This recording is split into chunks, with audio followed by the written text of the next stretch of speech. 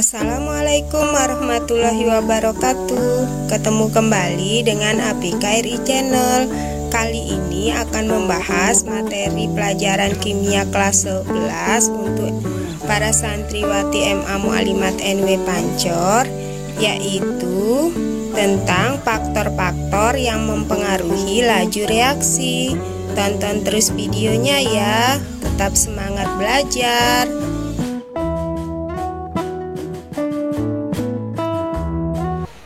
Bismillahirrahmanirrahim. Kita mulai belajar.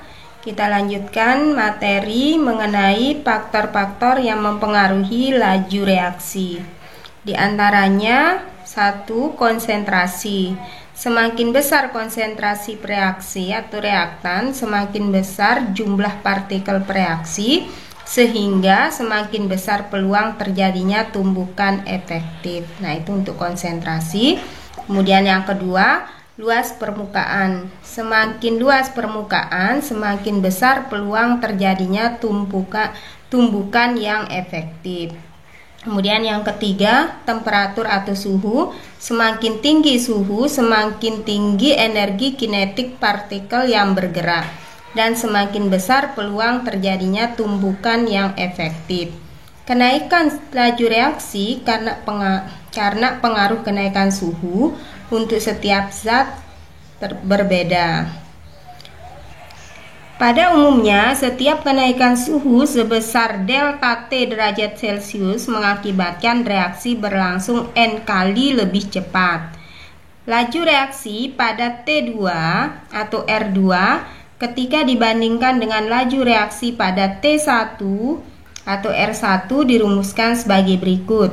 R2 sama dengan R1 dalam kurung N pangkat T2 dikurangi dengan T1 dibagi dengan delta T dalam kurung. Nah, itu rumusnya untuk faktor yang mempengaruhi laju reaksi mengenai temperatur atau suhu, atau boleh juga ditulis rumusnya PT sama dengan delta V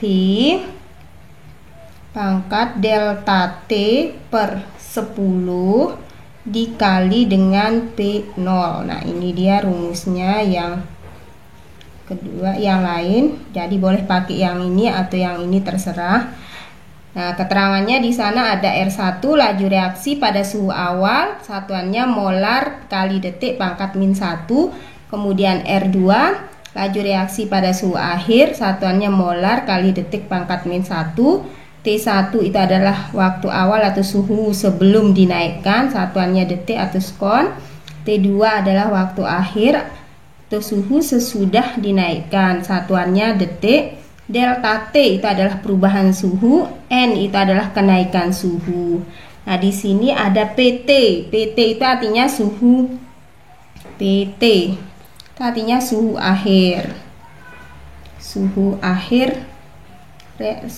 Laju reaksi akhir ya, laju reaksi akhir. Nah, kemudian ada P0. P0 itu artinya laju reaksi awal, atau sama dengan R1 atau R2 ya, sama maksudnya. Kemudian delta T itu adalah perubahan suhu pangkat 10. Nah, itu dibagi 10. Kemudian delta V. Delta V itu adalah kenaikan laju reaksi atau N ya, delta V atau N. Nah, itu dia tadi rumus mengenai hubungan antara temperatur atau suhu pada laju reaksi. Untuk lebih jelasnya kita ke contoh soal. Kita lanjutkan dengan contoh soal. Yang pertama, diperhatikan para santriwati. Contoh soal yang pertama, laju reaksi. Laju suatu reaksi menjadi 2 kali lebih cepat pada setiap kenaikan suhu 10 derajat Celcius. Jika pada suhu 20 derajat Celcius reaksi berlangsung dengan laju reaksi 2 kali 10 pangkat min 3 molar per detik pangkat min 1. Berapa laju reaksi yang terjadi pada suhu 50 derajat Celcius? Kita jawab sama-sama.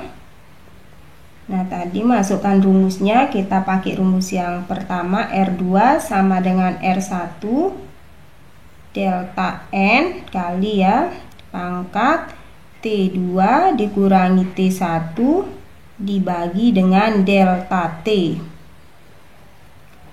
Nah, di sini R2 itu sama dengan 50 suhu akhirnya ya, sama dengan R1 suhu awal 20. Kenaikannya di sana pada soal itu adalah 2 kali, berarti 2 pangkat.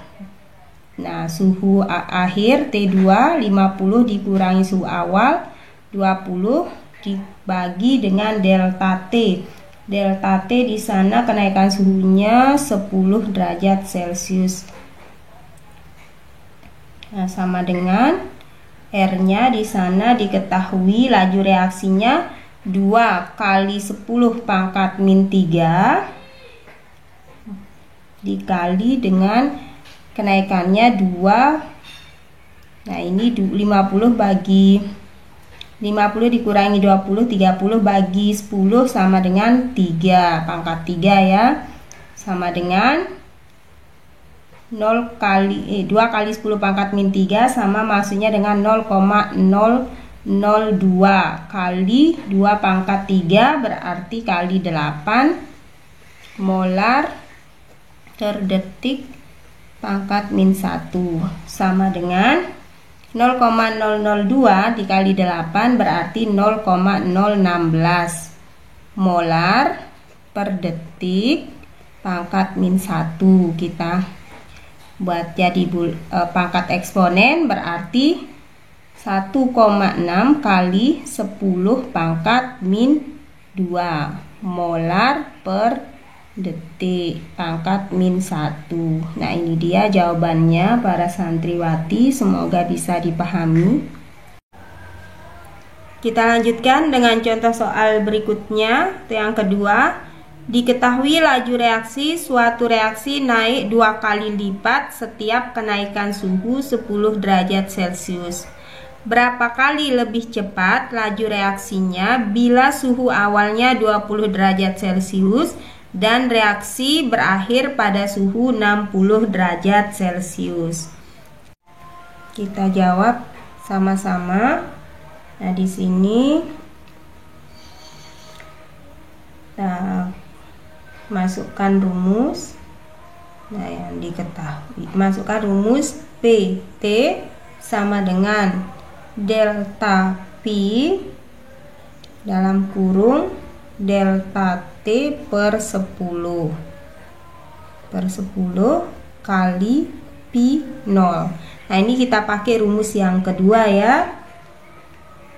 Nah, kemudian tinggal dicari sama dengan delta P. Di sana kenaikannya laju reaksi naik 2 kali lipat ya, berarti P sama dengan 2. Kemudian delta T di sana 40 ya.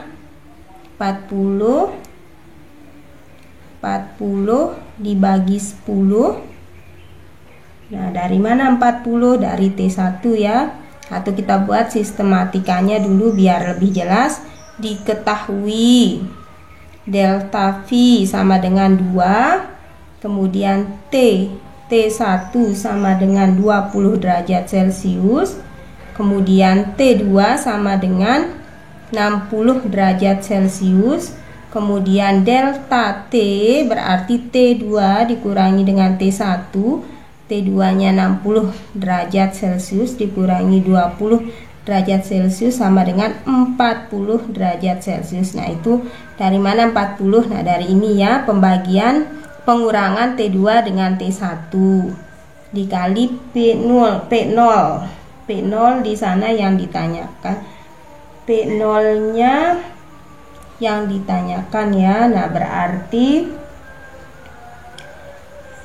2 40/10 bagi 10 berarti 4 kali P0.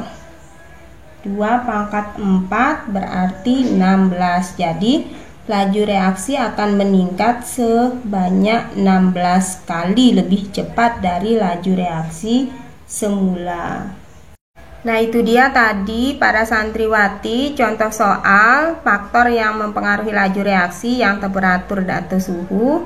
Ada 2 soal contohnya, semoga bisa kalian pahami. Sekarang kita lanjutkan dengan faktor yang keempat. Faktor yang keempat yaitu katalis. Katalis ini adalah zat yang mempercepat laju reaksi tetapi tidak ikut bereaksi. Nah, di sini katalis berperan dalam menurunkan energi aktivasi suatu reaksi. Adapun energi aktivasi sendiri itu energi minimal yang diperlukan untuk berlangsungnya suatu reaksi. Semakin rendah energi aktivasi, semakin mudah reaksi berlangsung. Katalis dibedakan menjadi 2. Ada katalis yang sifatnya homogen. Nah, yang homogen itu artinya katalis yang mempunyai fase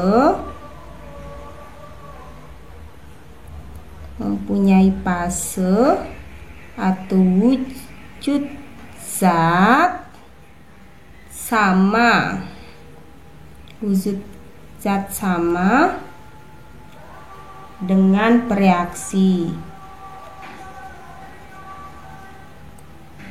Dengan reaksi atau reaktan. Saya ulangi, katalis dibedakan jadi 2. Yang pertama sifatnya homogen, artinya katalis yang mempunyai fase atau wujud zat yang sama dengan reaksi atau reaktan. Contohnya, misalnya di sana ada 2SO2G plus O2G tanda panah menghasilkan 2SO3G. Nah, di sini katalisnya ada NO2G. Nah, ini dia. Ya, jadi kalau ada senyawa atau unsur yang ditulis di atas tanda panah, nah ini yang disebut dengan istilah katalis. Biasanya ditulis ya, tujuannya untuk mempercepat terbentuknya produk SO3. Nah, di sini ini yang disebut dengan istilah pereaksi atau reaktan ya. Nah, di sini fasenya gas semua, jadi katalisnya fasenya juga gas. Nah, itu yang disebut dengan istilah homogen.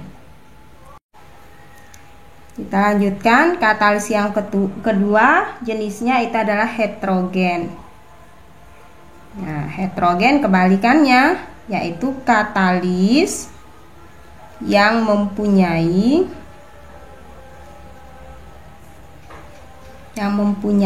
fase atau wujud berbeda dengan pereaksi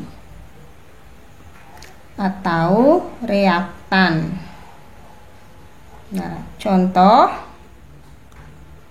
di sana ada misalnya ada C2H4G plus H2G tanda panah menghasilkan C2H6G. Nah, di sini katalisnya Ni, nikel. Fasenya S. Jadi fase pereaktan ya, reaksi atau reaktannya. Reaksi atau reaktan yang dilihat. Nah, di sini fasenya gas, kemudian katalisnya. Nah, ini katalis. Di sini fasenya S atau dalam bentuk padat. Jadi berbeda dengan fase preaksinya. Nah, itu yang disebut dengan istilah heterogen. Demikian tadi para santriwati telah saya bahas mengenai faktor-faktor yang mempengaruhi laju reaksi. Ada 4. Nah, semoga bisa dipahami, mudah dimengerti. Selamat belajar, tetap semangat, dan semoga bermanfaat. Tonton terus videonya sampai akhir. Wassalamualaikum warahmatullahi wabarakatuh.